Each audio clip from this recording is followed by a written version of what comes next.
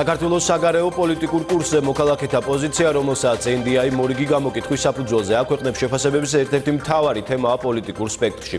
ოპოზიციაში საგანგასოდ მიაჩნიათ მონაცემი, რომლის მიხედვითაც ნატოში ინტეგრაციის მომხრეთა რიცხვი შემცირებულია. ხელისუფლების ოპონენტები საზოგადოებრივი აზრის გამოკითხვის შედეგებს ეკონომიკური მდგომარეობის გაუარესებითა და რუსული პროპაგანდის გაძლიერებით ხსნიან. კონკრეტულად რა მონაცემებს აქვეყნებს ეროვნულ-დემოკრატიული ინსტიტუტის თბილისის ოფისი და როგორ ეხმაურება გამოკითხვის შედეგებს მართველი გუნდი. გურამ როგორ აგვერთვება პირდაპირ ეთერში დეტალებით გურამ გისმით.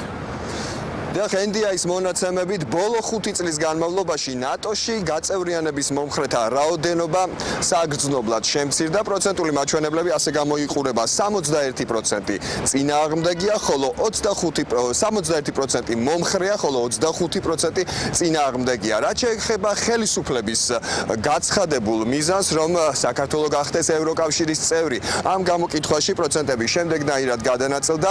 გამოკითხულთა 72 მომხრე ევროკავშირში გაწევრიანებისა, ხოლო 18% ამ ფაქტს ეწინააღმდეგება. ჩვენ შეფასება ამ პროცენტულ მაჩვენებლებთან დაკავშირებით ვთხოვეთ უმრავლესობის წევრს გია ვოლსკის, თუმცა დღეს რატომღაც მისი მხრიდან ჩვენ შეკითხვებზე საპასუხოდ შეურაცხყოფელი ფრაზები მოვისმინეთ. პირველ რიგში საზოგადოებრივი მაუწყებლის ჟურნალისტი სალომე ქოქიაშვილი დაინტერესდა თუ ენდობოდა თუ არა ხელისუფლების წარმომადგენელი NDI-ის მონაცემებს, რაზეც გია ვოლსკიმ განაცხადა, რომ ამ შეკითხვაზე კონკრეტული პასუხის გაცემა არ სურდა და ამას უკვე მოყვა მისი მხრიდან შეურაცხყოფელი ფრაზები. მოგვიანებით მე დავინტერესდი კონკრეტულად საგარეო ურთიერთობების მიმართულების კუთხით გია ვოლსკის მოსაზრებით და ვკითხე პოლიტიკოს რა განაპირობებს ზოგადად ამ პროცენტული მაჩვენებლების ცვლილებას, სკეპტიკური განწყობების მატებას ნატოსა და ევროკავშირთან დაკავშირებით, თუმცა ამ შეკითხვაზეც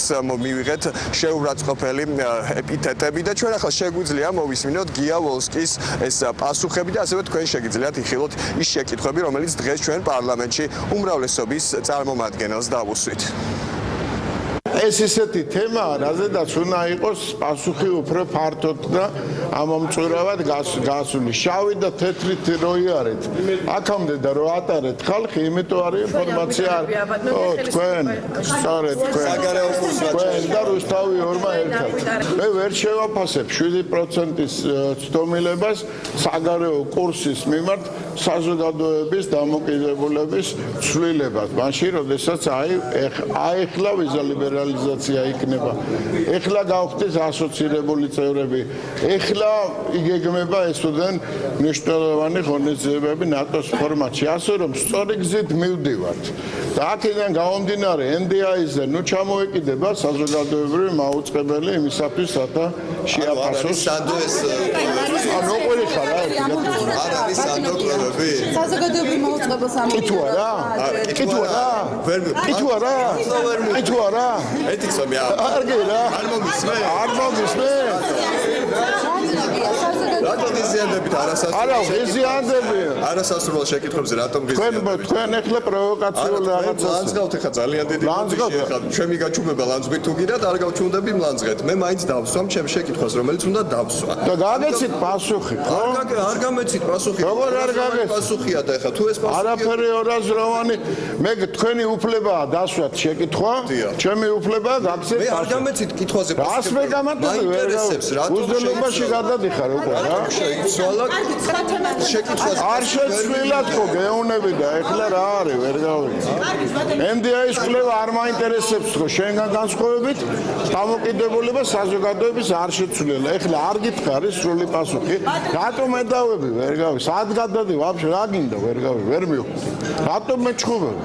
მე რატომ ჩემი პასუხი თქვენთვის შეიძლება არ იყოს დასაკმარის დამაკმაყოფილებელი, მაგრამ ეს არის ჩემი პასუხი. არა, როცა საკმარისია და იქ ძალიან გთხოვთ იკმარეთ ის, რაც მითხარით, პასუხი გაგეცით. დაამთავრე ეხლა რა. როგორც მოისმინეთ, ამ დიალოგის მსვლელობისას გია ვოლსკიმ განაცხადა, რომ ის NDI-ის კვლევა მას არ აინტერესებს, რაც შეეხება მის შეფასებებს ჩვენ შეკითხვებთან დაკავშირებით, ეს პოლემიკა დიდხანს გრძელდებოდა და ჩვენ შემოგთავაზეთ მისი ძირითადი ნაწილი. რაც შეეხება ოპოზიციას NDI-ის შეფასებისას, NDI-ის კვლევების შეფასებისას, ისინი ამბობენ, რომ ყველა ეს შედეგი არის ასახვა იმ რეალობისა, რომელიც როგორც ოპოზიციის წევრები აცხადებენ, ხელისუფლების უუნარობამ გამოიწვია. ისინი აკრიტიკებენ საქართველოს მთავრობის საგარეო კურსს, რაც შეეხება პატრიოტ ალიანსს, მათ ასევე ერთ-ერთ მთავარ პრობლემად მიაჩნიათ ის, რომ ხელისუფლებამ, როგორც მოქმედა ასევე სააკაშვილის ხელისუფლებამ შექმნა, ასე ვთქვათ, მოლოდინები, გადაჭარბებული მოლოდინები, რომ საქართველო აუცილებლად და ძალიან სწრაფად გახდებოდა ევროსტრუქტურების წევრი, რაც როგორც მაგალითად პატრიოტებში აცხადებენ, არ იყო რეალობასთან ახლოს. მცირედი, მაგრამ მაინც არის შემცირებული იმ მოსახლეობის რაოდენობა, რომელიც ნატოს უჭერს მხარს და გაზრდილი არის, რომელიც რუსულ ორიენტაციას უჭერს მხარს, მათ შორის კონკრეტულ რეგიონებში უფრო დიდი არის ეს პრობლემა. ესეც არის პირდაპირი შედეგი იმ პოლიტიკის, რომელსაც ატარებს ხელისუფლება. აქ იგულისხმება არა მარტო გაურკვეველი საგარეო პოლიტიკა, არამედ ასევე იგულისხმება მათ შორის იმ მედია საშუალებების პირდაპირ დაფინანსება შვენი ჯიბეებიდან აღებული ფულით და გადასახადების გადამხდელების ფულით, რომლებიც ახდენენ რუსული მესიჯების პროპაგანდას. ეს არის პირდაპირი შედეგი ამ პოლიტიკის, რომელსაც აწარმოებს ხელისუფლება. როდესაც ჩვენ მოსახლეობას უჩენთ იმ მოლოდინებს, რომ თითქოს ნატოში ქვეყნის გაწევრიანება ეს არის ხვალინდელი დღე ჩვენი ქვეყნისათვის და რეალურად დღეს ნატოს წევრი ქვეყნები არ არიან მზად იმისათვის, რომ საქართველოს ნატოში გაწევრიანდეს, ეს უკვე რამოდენიმეჯერ მოტყუება 10 წლეულების მანძილზე მოსახლეობისა იწვევს უარყოფით რეაქციას, თავისთავად ცხადია და უარყოფით დამოკიდებულებას ასეთი სტრუქტურების მიმართ. აი ხელისუფლებამ ის უნდა გაითვალისწინოს, რომ ესეთი სრულმოლოდინები არ უნდა გააჩინოს. NDI-იმ კვლევები ამჯერად უკვე 3000-ზე მეტ მოსახლესთან პირადად გასაუბრებით ჩაატარა. კვლევებში მონაწილეობდა როგორც ქართულენოვანი, ასევე სომხური და აზერბაიჯანული მოსახლეობაც და ძირითადად შეინიშნება ევროსტრუქტურების მიმართ სკეპტიკური განწყობა სწორედ უმცირესობებით დასახლებულ რაიონებში, რეგიონებში და ეს არის ერთ-ერთი მთავარი პრობლემა, როგორც NDI მიიჩნევს. ამ ორგანიზაციის წარმომადგენლები აცხადებენ, რომ ხელისუფლებამ უნდა იზრუნოს იმაზე, რომ უმცირესობებით დასახლებულ რეგიონებში უფრო მეტი ინფორმაცია იყოს ხელმისაწვდომი ევროკავშირისა და ნატოს შესახებ. მადლობა გურამ, რო გავასაუბრობდა პირდაპირ ეთერში.